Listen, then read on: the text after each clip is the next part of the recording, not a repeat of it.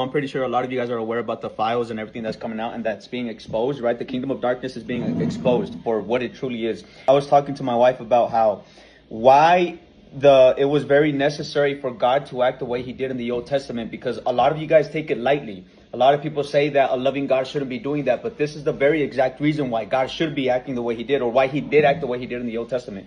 Because you have the groups of people, not only like the Persians or the Babylonians or the Canaanites, who did these things. The same, in the files, you see these people sacrificing children to Baal and to Molech, right? These are the same deities that existed in the times of Israel in the Old Testament.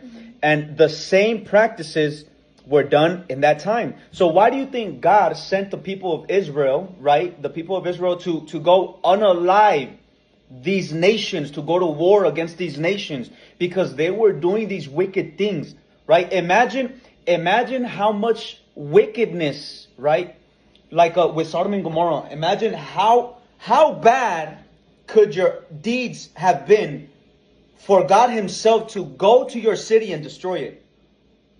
How bad could it have been? When people talk about that God is a loving God, no, bro.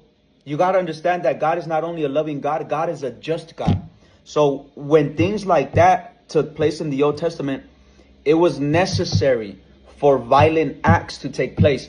But also understand that the influence of those nations were so heavy that they even led Israel, the chosen people of God, to fall under the same influence and to fall under those same demonic practices. And it was so strong that they had to be enslaved for 400 years.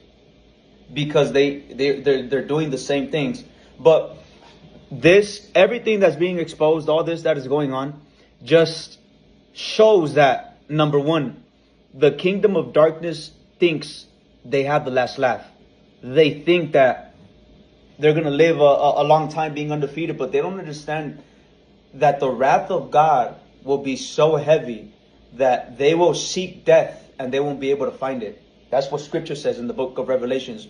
Right now, what the church needs to be doing is dominating territory. Not like how back then they dominated and conquered territory through violence. But the church, the people of God, the sons and daughters of God, right, of the living King, we dominate territory through influence. This is why your voice matters. This is why your prophetic voice matters. Why do you think the enemy is trying so hard to taint the image, right, of the bride of Christ? We have so many people nowadays that see the church as a mockery. We mock the church. We see it as foolishness. We see it as something